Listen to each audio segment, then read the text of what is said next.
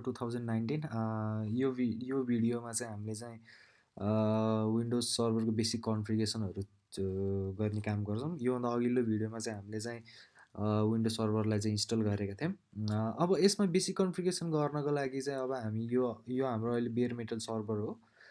So अब हामी यसको कन्फिगरेसन गर्नको लागि हामी सर्भर म्यानेजर खोल्छौँ पहिला। अनि सर्भर म्यानेजर थ्रु चाहिँ हामी सबै कुरा चाहिँ बेसिकली यहीँबाट गरिरहेको हुन्छौँ। म्याक्सिमम् कुरा सबै कुरा धेरै जस्तो चाहिँ सबै कुरा चाहिँ यो सर्भर म्यानेजर थ्रु चाहिँ हामीलाई एभाइलेबल हुन्छ भने कुनै कुनै बेलामा चाहिँ हामी बाहिर गएर चाहिँ काम गर्नुपर्ने हुन्छ। हाम्रो सर्भर म्यानेजर खोलिसकेको छ। अहिलेको लागि हामी केही रोल्सहरू एड गर्ने केही पनि गर्दैनौँ। अलिकति यो सर्भर म्यानेजरको बारेमा चाहिँ हामी डिस्कस गरौँ।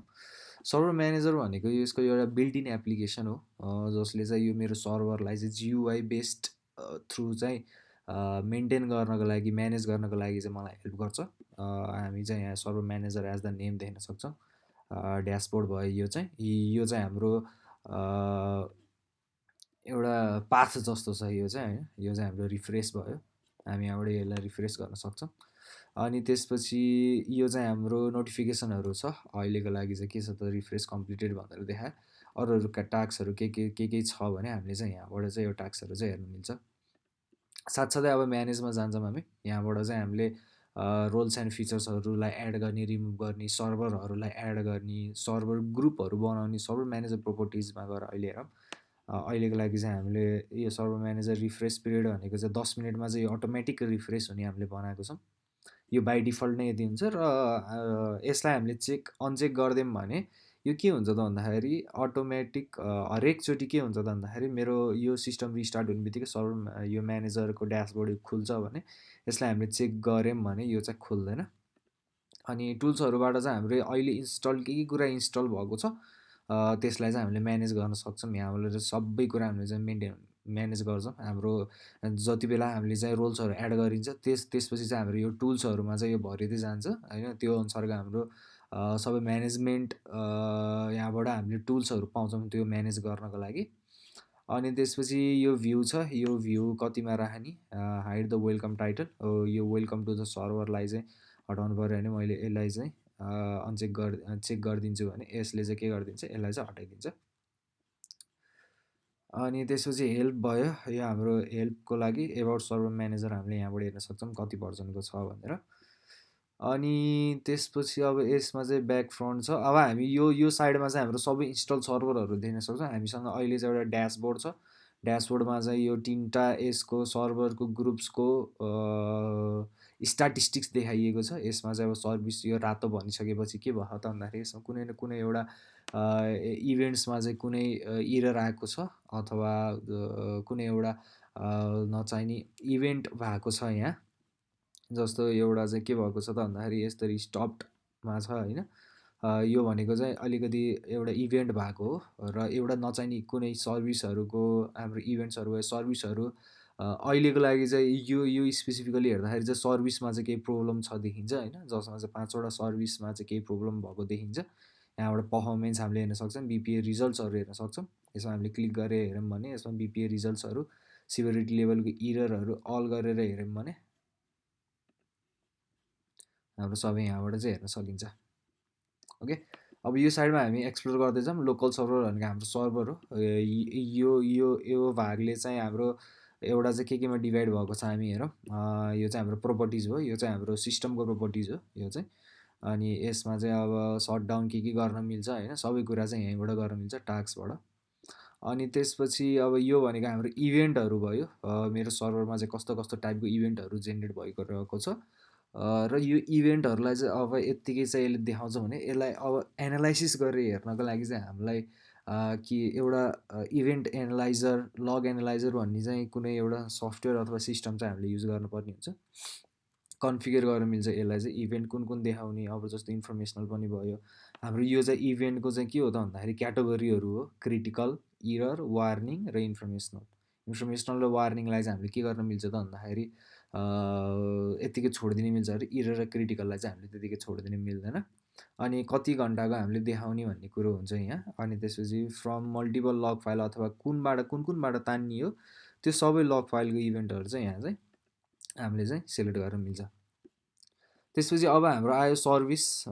यसमा चाहिँ हामीले के सर्भिसहरू छ भनेर हेर्न मिल्छ, के सर्भिसहरूलाई चाहिँ हामीले चलाइरहेछौँ होइन, केलाई चाहिँ मैले स्टार्ट गर्न मिल्ने, यहीँबाट सबलाई रिस्टार्ट गर्न मिल्ने। र यो साथसाथै यो हामीले यसरी खोज्यो भने सर्भिसेस भन्ने चाहिँ हामीसँग यसको छुट्टै एउटा डेस्कटप एप छ। यो ठाउँमा देखिने, यो सर्भिसेसमा देखिने र हो यहाँ कुरा देखिने भनेको एउटै हो।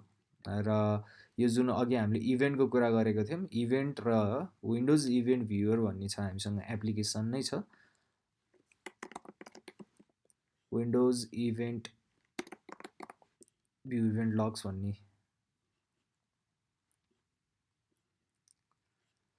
यसबाट चाहिँ हामीले सबै टाइपको इभेन्ट्सहरू चाहिँ हेर्न सक्छौँ होइन, त्यसको डिटेल्समा हेर्न सक्छौँ। हामीसँग यो इभेन्टहरू छ। कस्टम भ्युज भनेको चाहिँ हाम्रो कुन कुन सर्भर रोल्सहरू छ, एडमिनिस्ट्रेटिभ। अहिले चाहिँ बाई डिफल्ट चाहिँ रिमोट सर्भिसेसको लग्सहरू आएको छ एडमिनिस्ट्रेटिभ होइन। विन्डोज लग्सहरूमा चाहिँ अब हामी के रिलेटेड हामीसँग लग्सहरू छ। यो खोल्दैछ है, लोड हुँदैछ, यो लोड हुँदैछ।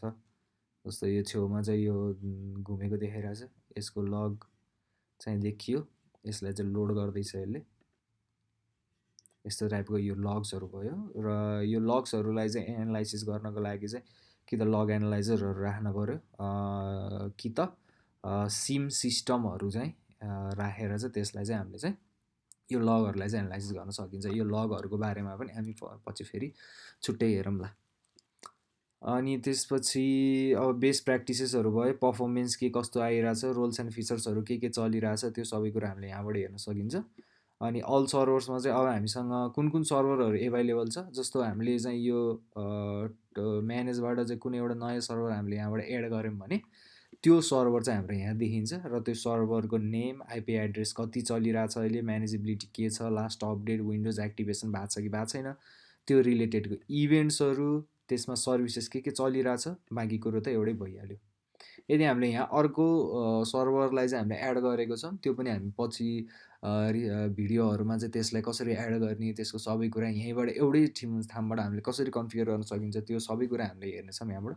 र एउटा अहिले प्रिइन्स्टल सर्भिसेस अथवा सर्भर रोल्स भनेको चाहिँ हाम्रो के छ त, यो चाहिँ हाम्रो फाइल्स एन्ड स्टोरेज सर्भिसेस छ। यसमा चाहिँ भोल्युम्सहरूको बारेमा, डिस्क होइन, डिस्क कतिवटा छ हामीसँग होइन, स्टोरेज पुल्सहरू के छ, सेयर्स हामीले कुनै कुरा कुनै सेयर गरेका छ कि छैन, वर्क फोल्डरहरू हाम्रो के छ है, यो सबै कुरा चाहिँ हामीले यहाँबाट हेर्न सकिन्छ। र यही कुरा चाहिँ सेटअप गरिसकेपछि यो चाहिँ धेरै जस्तो चाहिँ नेटवर्क फाइल सिस्टमहरूको लागि चाहिँ हामीले युज गरिन्छ। यो चाहिँ नेटवर्क फाइल सिस्टमहरूको लागि चाहिँ। र अब यसपछि चाहिँ हामी बेसिक कन्फिगरेसनतर्फ जाऊँ। बेसिक कन्फिगरेसनको लागि मैले फेरि सर्भर म्यानेजर नै खोलेँ। पहिलो काम भनेको चाहिँ हाम्रो सर्भर इन्स्टल भइसकेपछि हामीले गर्नुपर्ने काम भनेको चाहिँ सुरुमा चाहिँ हामीले यो सर्भरलाई चाहिँ अपडेट गर्न पऱ्यो। अपडेट गर्नको लागि म लोकल सर्भरमा जान्छु। लोकल सर्भरमा गइसकेपछि विन्डोज अपडेट भन्ने छ, यसलाई चाहिँ हामीले अलिकति यता गरेर हेऱ्यौँ भने windows update, download windows update only using the windows update, हामीले यतातिरबाट पनि गरेर हेर्न मिल्छ हाम्रो विन्डोज अपडेट। अब मेरोमा चाहिँ यति धेरै छ विन्डोज अपडेट को इन्स्टल गर्नुपर्ने, मैले यसलाई इन्स्टल नगरिदिन्छु, यसलाई छोडिदिन्छु अहिलेको लागि। अनि त्यसपछि अर्को काम गर्नुपर्ने भनेको चाहिँ हाम्रो के हुन्छ त भन्दाखेरि हामीले चाहिँ टाइम मिलाउन पर्ने भयो। अहिलेको लागि चाहिँ मेरो टाइम जोन चाहिँ कहाँ छ भन्दाखेरि पेसिफिक टाइम। म चाहिँ अहिले काठमाडौँमा छु, काठमाडौँबाट यो रेकर्डिङ गरिरहेको छु। सो मेरो टाइम जोन चाहिँ अहिलेको लागि अटोमेटिकली एड गरेर चाहिँ मेरो 5 + 5:45 युटिसीमा + 5:45 हुन्छ हाम्रो काठमाडौँको। ओके, म यो चेन्ज गरिदिन्छु र यसलाई चाहिँ ओके गर्छु। अहिले यो अपडेट भइसकेको छैन, मैले यसलाई रिस्टार्ट रिफ्रेस गरिदिने बित्तिकै चाहिँ यो अटोमेटिकल्ली चाहिँ चेन्ज भएको छ। र अहिलेको चाहिँ रातिको 12 यहाँ चाहिँ अहिले 12 बजेको छ, सायद यो चेन्ज होला। अहिले चाहिँ मेरो घडीमा चाहिँ अहिले 11:17 भएको छ। अलिकति एक्टिभेट हुनको के अरे यो टाइम लिनको लागि चाहिँ अलिकति टाइम लागेको होला सायद। ओके, यो हुँदै राख्छ। अनि त्यसपछि अर्को काम भनेको चाहिँ मैले चाहिँ रिमोट डेस्कटपलाई चाहिँ इनेबल गर्छु। रिमोट डेस्कटप इनेबल किन गरिन्छ त भन्दाखेरि यदि मलाई चाहिँ रिमोटली एक्सेस गर्न पऱ्यो भने मैले चाहिँ यो रिमोट एक्सेस चाहिँ राख्छु। म हरेकचोटि यो सर्भर खोलेर नगरिकन म एउटा कुनै एउटा अर्को सिस्टमबाट चाहिँ मलाई यसलाई म्यानेज गर्नु पऱ्यो भने म त्यो पनि गर्न मिल्छ। सो रिमोट डेस्कटप हामीले चाहिँ यसरी हेरिन्छ। अनि त्यसपछि अर्को मेन चाहिने काम भनेको चाहिँ हाम्रो इथरनेटलाई चाहिँ हामीले अहिलेको लागि चाहिँ डिएचसिपी थ्रु चाहिँ यसले डेटा लिइरहेको छ। सो डेटा लिनको लागि चाहिँ यसले डिएचसिपी लिइरहेको छ भने सर्भरलाई चाहिँ बेसिकली जहिलेसुकै के गर्नुपर्छ त भन्दाखेरि एउटा स्ट्याटिक आइपी दिनुपर्ने हुन्छ। अनि त्यो आइपी चाहिँ कहिले पनि चेन्ज नहोस्। र त्यो सर्भिसेस जुन चाहिँ क्लाइन्टले चाहिँ सर्भरसँग माग्छ त्यो सर्भिसेस चाहिँ उसले चाहिँ अटोमेटिकल्ली त्यसबाट कन्टिन्युसली त्यही एउटा आइपीबाट चाहिँ पाइरहोस्। यदि डिएचसिपी मैले इनेबल गरेको छु भने यसले डाइनामिकल्ली मलाई के दिँदै जान्छ त भन्दाखेरि आइपीहरू दिँदै जान्छ, जसको कारणले गर्दाखेरि चाहिँ मेरो हरेकचोटि मेरो सर्भरको आइपी चाहिँ चेन्ज हुँदै जान्छ। किनकि अहिले जुन युज गरिरहेको छ त्यो अलि सायद सर्टेन टाइमपछि अथवा सर्टेन लिज पिरियडपछि त्यो त्यही आइपी चाहिँ यो सर्भरले युज नगरेको हुनसक्छ हो। सो हरेकचोटि यो गर्नुभन्दा यसलाई चाहिँ आइपी दिउँ। आइपी दिनुभन्दा अगाडि चाहिँ पहिला चाहिँ यसको सबै कन्फिगरेसनहरू हेरौँ। सो म कमान्ड लाइनमा जान्छु अनि मैले आइपी कन्फिग गरेर हेर्छु। अहिलेको लागि मेरो आइपी कति छ 192.168.1.21। मेरो सबनेट मार्क्स चाहिँ यति छ र मेरो डिफल्ट गेटवे चाहिँ यति छ। र अहिलेको लागि चाहिँ हाम्रो डिएनएस नेम चाहिँ डोमेन डट नेम छ। अहिलेको लागि चाहिँ हामीले कुनै पनि डिफाइन गरेका छैनौँ। यसलाई हामीले यो चाहिँ हाम्रो डोमेन नेम सर्भिस इनेबल गरिसकेपछि चाहिँ हामीले गरिन्छ। र अहिलेको लागि चाहिँ हाम्रो जुन डोमेन नेम सर्भर छ यो डोमेन नेम सर्भर अहिले भइसकेको छैन। हामीले नेक्स्ट साइड एडी कन्फिगर गर्ने बेलामा चाहिँ हामीले चाहिँ यो डोमेन नेम सर्भरहरू यो सबै कुरा हामीले यहाँ कन्फिगर गर्छौँ। अहिलेको लागि हामीले डोमेन नेम सिस्टम चाहिँ हामीले देखेका छैनौँ, डिएनएसको इन्फर्मेसन देखेका छैनौँ। त्यसको लागि मैले चाहिँ स्ल्यास अल गरिदियो भने यसले सबै मेरो इन्फर्मेसन दिन्छ। अहिलेको लागि आइपी कति छ, कहिले लिज लिएको हो, कहिलेसम्म छ होइन, यसको डिफल्ट गेटवे, डिएचसिपी सर्भर कहाँ छ, डिएनएस सर्भर चाहिँ कुन हो, यो सबै मैले चाहिँ यहाँबाट कन्फिगर गरेर मिल्छ। सो मैले अहिलेको लागि चाहिँ यही नै आइपी दिएँ 192.168.1.21 भन्ने आइपी दिएँ।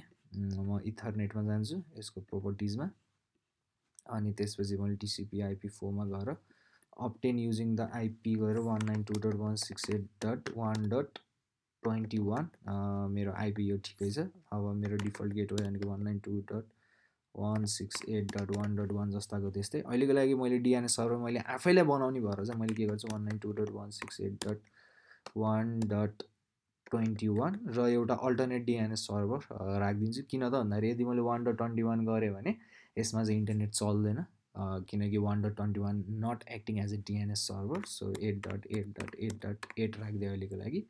अनि त्यसपछि यसलाई भ्यालिडेट गरिदिन्छु र यो चाहिँ नेटवर्क डायग्नोस्टिकमा गयो र मेरो इन्टरनेट चाहिँ ब्याक अन द ट्र्याक आइसकेको छ। मैले चाहिँ पिङ google.com गरेँ भने यसले चाहिँ मेरो चाहिँ पिङ गर्न मिल्ने छ।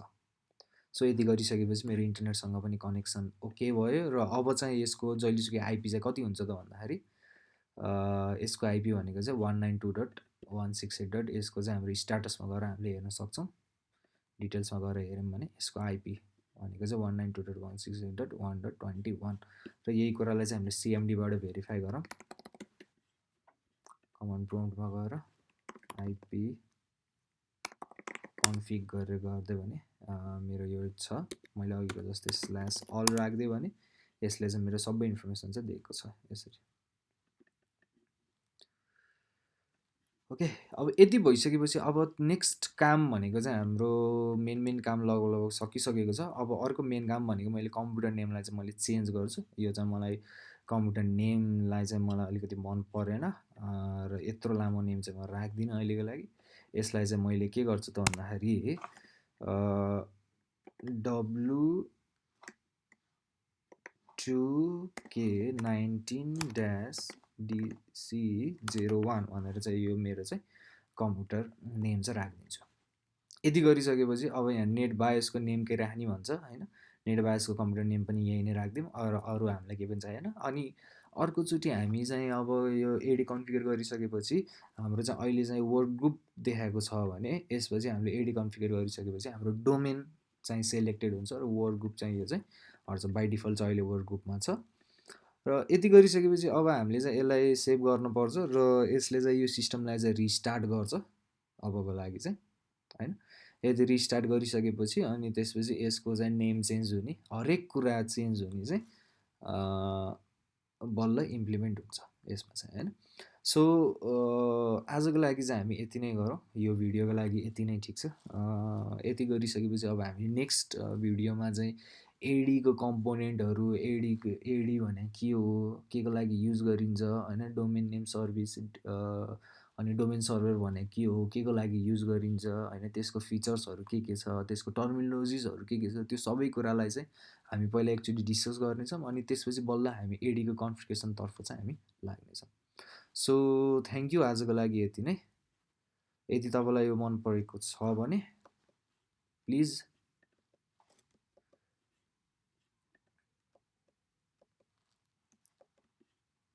यसलाई चाहिँ यो सिरिजलाई चाहिँ फलो गर्दै जानु होला। हस् त, धन्यवाद।